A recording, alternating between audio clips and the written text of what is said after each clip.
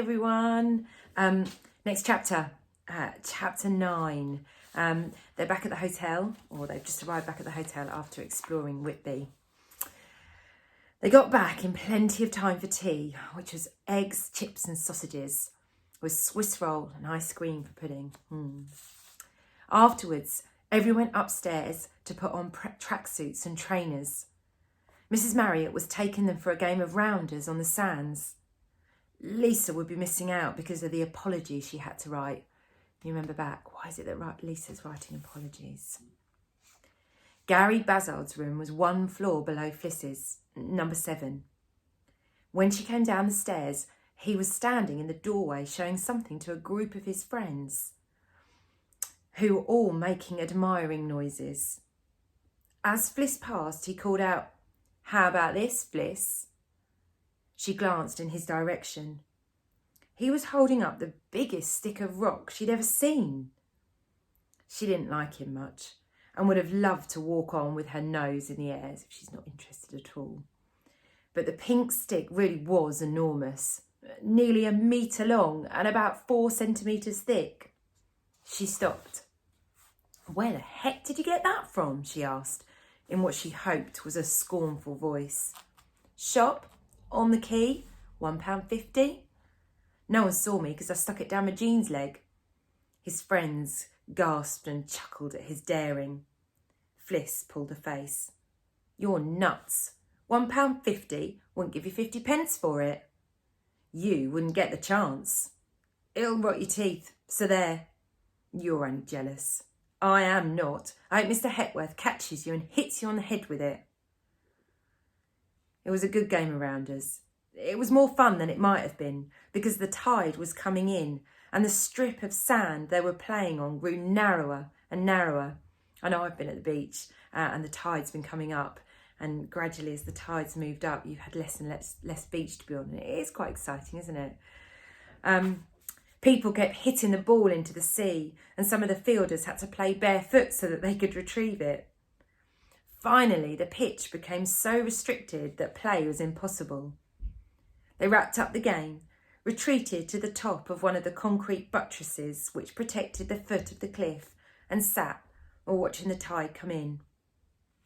Cocoa and biscuits were served in the lounge at 8:30. The children sat sipping and munching while the twilight fell outside and Mrs. Evans read them a story. Lisa came down with her written apology. Mr. Hepworth read them, nodded and gave her back her torch. It was 9 o'clock.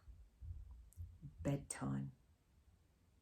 So we've had that transition from lovely evening, nice dinner, rounders match on the beach, cocoa, hot chocolate, story, very comforting. Bedtime. It's a very short sentence, just a word. Hints at what is to come. Fliss was tired, but couldn't sleep. It was fun at first, lying in the dark, talking with Marie and the twins.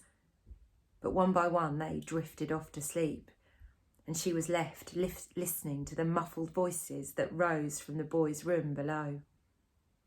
After a while, these too stopped, and then there was only the occasional creak and the rhythmic slush of the sea.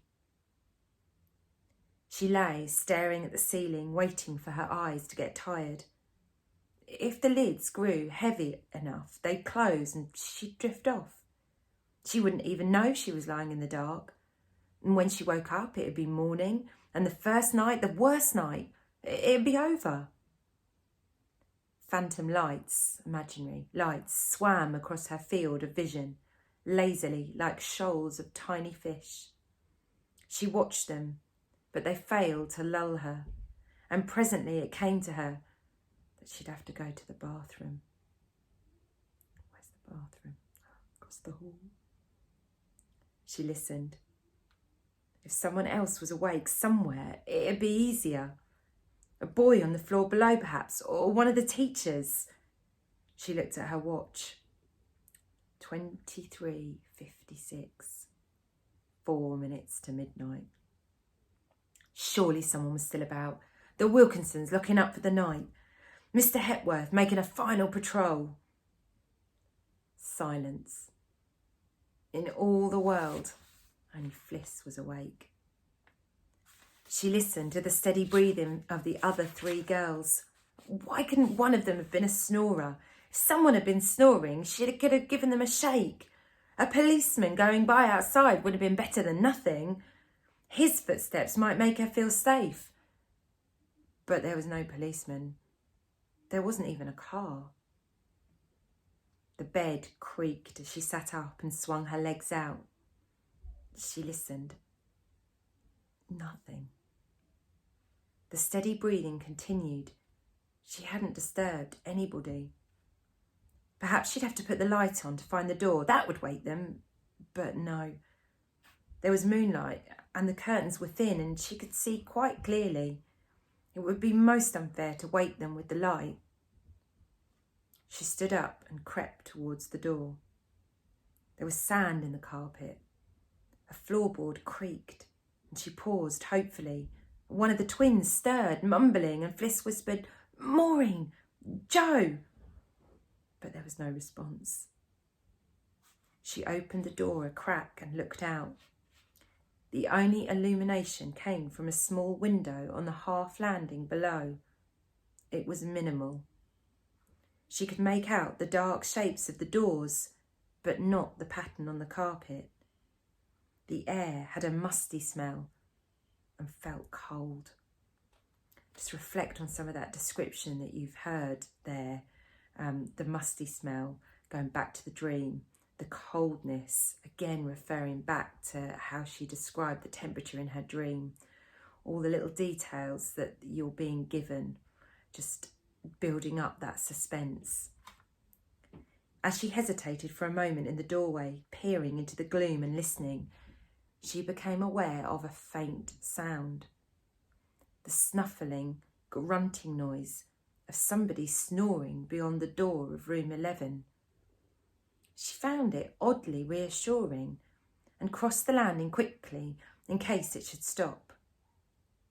Recrossing a minute later with the hiss of the toilet assistant in her ears, she could still hear it. It seemed louder and was accompanied now by a thin, whimpering noise, like crying. Fliss pulled a face. Somebody feeling homesick. Not Lisa, surely. The idea that her friend might be in distress made her forget her fear for a moment. She took a couple of steps towards room 11, unsure of quite what she intended to do. As she did so, she became aware that the noise was not coming from room 11 at all, but from the one next door to it, the cupboard. Her eyes flicked to its door. On it, visible in the midnight gloom, was the number 13. She recoiled, covering her mouth with her hand. When she had asked Mrs. Marriott what lay beyond the door, there had been no number on it. She knew there hasn't, yet there it was, 13. And somebody was in there. Somebody or something. She backed away. The hissing of the cistern dwindled and ceased. The other sounds continued, and now the whimpering was more persistent, and the snuffling had a vicious quality to it, like a pig rooting in mud. She retreated slowly, holding her breath. When she reached the doorway of her own room, she backed through it, feeling for the doorknob and keeping her eyes fixed on the door of their room, the door of the room 13. Once inside, she closed the door quickly, crossed to her bed and lay staring at the ceiling while spasms shook her body. Much later, when the shivering had stopped and she was drifting to sleep, she thought she heard stealthy footsteps on the landing, but when she woke at 7 with the sun in her face and her friends' excited chatter in her ears, she wondered whether she might just have dreamed it. I don't know if she had. Oh, it's all very tension testing. Okay, we'll move swiftly on to chapter 9.